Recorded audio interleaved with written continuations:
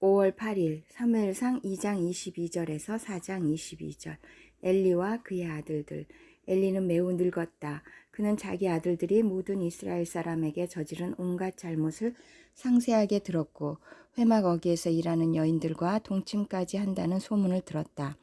그래서 그는 그들을 타일렀다. 너희가 어쩌자고 이런 짓을 하느냐. 너희가 저지른 악행을 내가 이 백성 모두에게서 듣고 있다. 이놈들아 당장 그쳐라. 주님의 백성이 이런 추문을 옮기는 것을 내가 듣게 되다니 두려운 일이다. 사람끼리 죄를 지으면 하나님이 중재하여 주시겠지만 사람이 주님께 죄를 지으면 누가 변호하여 주겠느냐. 아버지가 이렇게 꾸짖어도 그들은 아버지의 말을 듣지 않았다. 주님께서 이미 그들을 죽이려고 하셨기 때문이다. 한편 어린 사무엘은 커갈수록 주님과 사람들에게 더욱 사랑을 받았다. 엘리의 집안에 내려진 저주. 하나님의 사람이 엘리를 찾아와서 말하였다. 나 주가 말한다. 내 조상의 집이 이집트에서 바로의 집에 속하였을 때에 내가 그들에게 나를 분명하게 나타내 주지 않았느냐. 그때 내가 이스라엘의 모든 지파 가운데서 내 조상 아론을 선택해서 나의 제사장으로 삼아 나의 제단에 올라와 분향을 하게 하며 에봇을 입고 내 앞으로 나와 내 뜻을 듣도록 하지 않았느냐. 또 나는 이스라엘 자손이 드리는 불살라 바치는 제물을 모두 너희의 몫으로 차지할 권리를 내 조상의 집안에 주지 않았느냐. 그런데 너희는 어찌하여 나의 처소에서 나에게 바치라고 명한 나의 제물과 예물을 멸시하느냐. 어찌하여 너는 나보다 내 자식들을 더 소중하게 여기어 나의 백성 이스라엘이 나에게 바친 모든 제물 가운데서 가장 좋은 것들만 골라다가 스스로 살찌도록 하느냐. 그러므로 나 주 이스라엘의 하나님이 말한다. 지난날 나는 너의 집과 너의 조상의 집이 제사장 가문을 이루어 언제까지나 나를 섬길 것이라고 분명하게 약속하였지만 이제는 더 이상 그렇게 하지 않겠다. 이제는 내가 나를 존중하는 사람들만 존중하고 나를 경멸하는 자들은 수치를 당하게 할 것이다. 나 주의 말이다.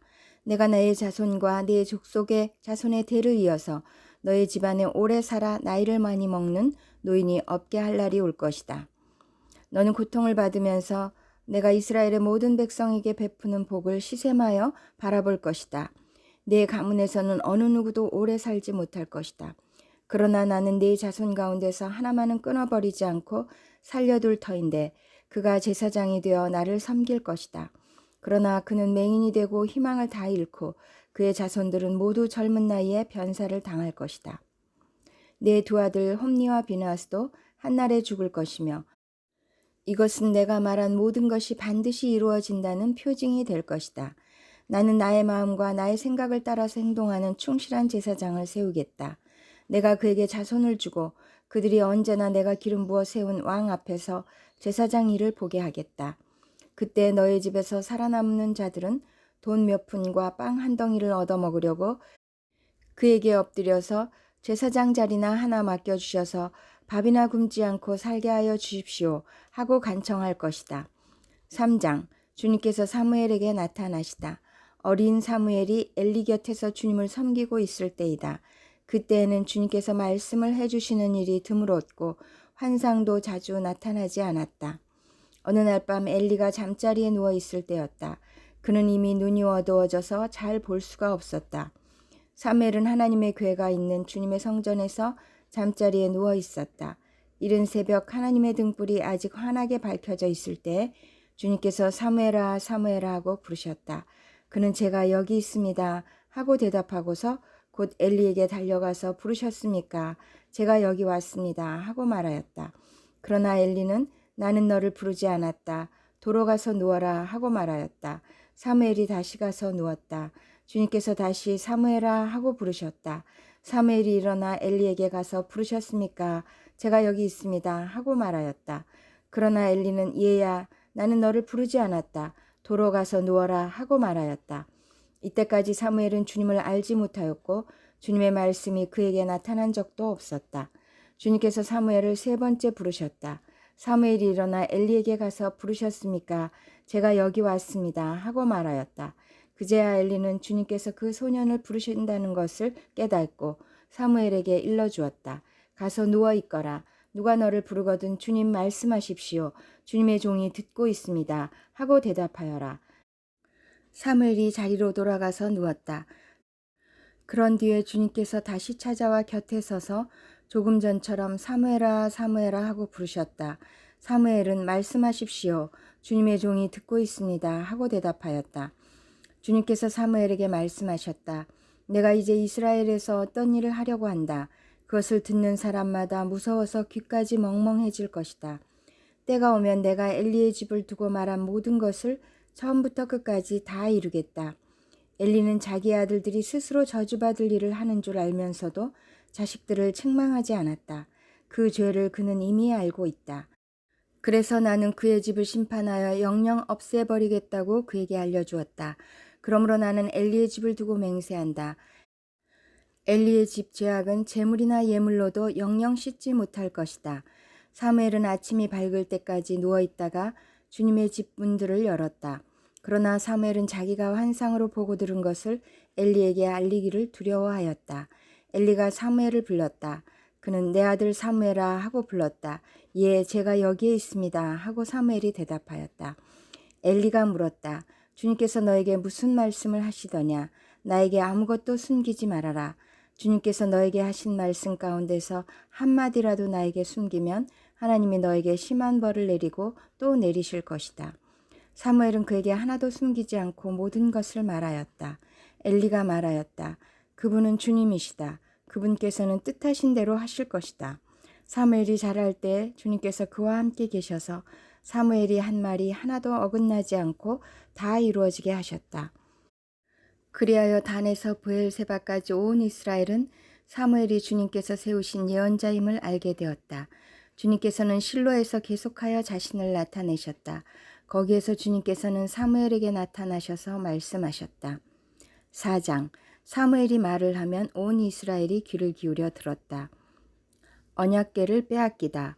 그 무렵에 블레셋 사람이 이스라엘을 치려고 모여들었다. 이스라엘 사람은 블레셋 사람과 싸우려고 나가서 에벤에셀에서 진을 쳤고 블레셋 사람은 아벡에 진을 쳤다. 블레셋 사람이 전열을 갖추고 이스라엘 사람을 치자 치열한 싸움이 벌어졌다. 이스라엘은 이 싸움에서 블레셋에게 졌고 그 벌판에서 죽은 이스라엘 사람은 4,000명쯤 되었다. 이스라엘의 패잔병들이 진으로 돌아왔을 때 장로들이 말하였다. 주님께서 오늘 우리가 블레셋 사람에게 지도록 하신 까닭이 무엇이겠느냐. 실로에 가서 주님의 언약궤를 우리에게로 모셔다가 우리 한가운데에 있게 하여 우리를 원수의 손에서 구하여 주시도록 하자. 그래서 이스라엘 백성이 실로로 사람들을 보냈다. 그들이 거기 그룹들 사이에 앉아 계시는 만군의 주님의 언약궤를 메고 왔다. 하나님의 언약궤를 가져올 때 엘리의 두 아들 홈니와 비나스도 함께 왔다.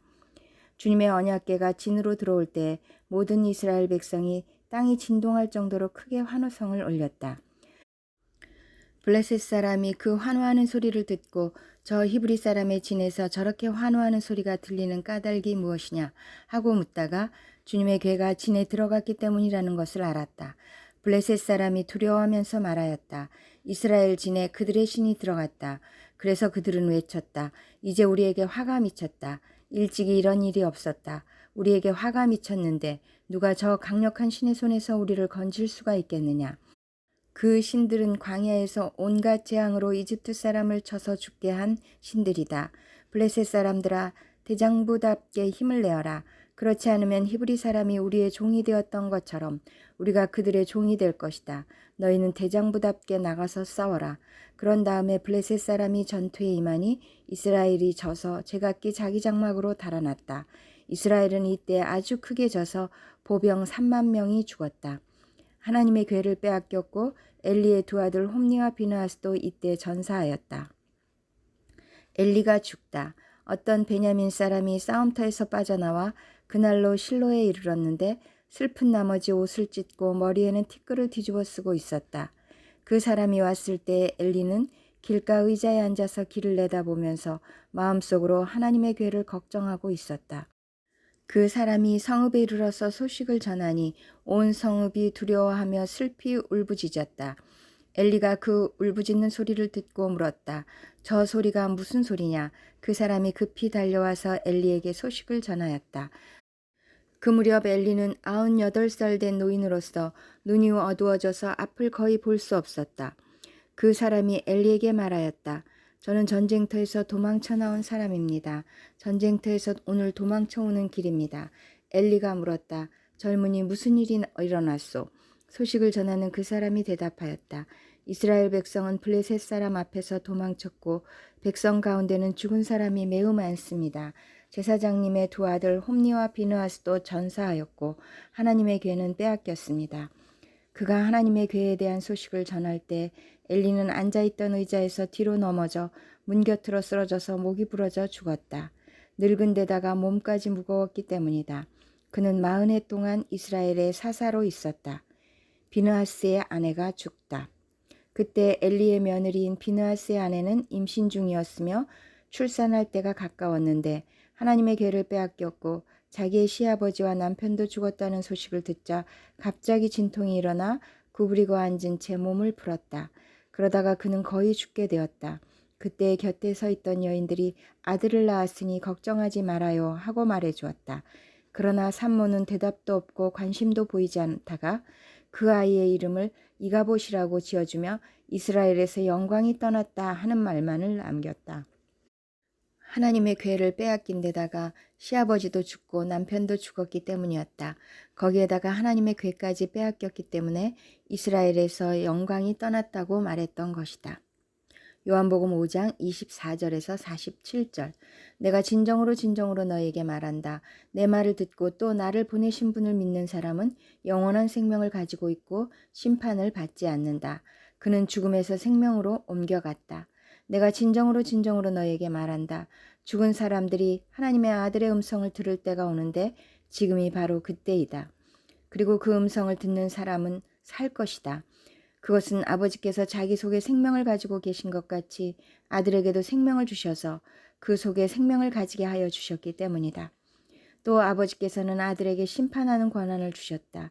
그것은 아들이 인자이기 때문이다. 이 말에 놀라지 말아라. 무덤 속에 있는 사람들이 다 그의 음성을 들을 때가 온다. 선한 일을 한 사람들은 부활하여 생명을 얻고 악한 일을 한 사람들은 부활하여 심판을 받는다. 나는 아무것도 내 마음대로 할 수 없다. 나는 아버지께서 하라고 하시는 대로 심판한다. 내 심판은 올바르다. 그것은 내가 내 뜻대로 하려 하지 않고 나를 보내신 분의 뜻대로 하려 하기 때문이다. 예수에 대한 증언. 내가 내 자신을 위하여 증언한다면 내 증언은 참되지 못하다. 나를 위하여 증언하여 주시는 분은 따로 있다. 나를 위하여 증언하시는 그 증언이 참되다는 것을 나는 안다. 너희가 요한에게 사람을 보냈을 때 그는 이 진리를 증언하였다. 내가 이 말을 하는 것은 내가 사람의 증언이 필요해서가 아니다. 그것은 다만 너희로 하여금 구원을 얻게 하려는 것이다. 요한은 타오르면서 빛을 내는 등불이었다. 너희는 잠시 동안 그의 빛 속에서 즐거워하려 하였다.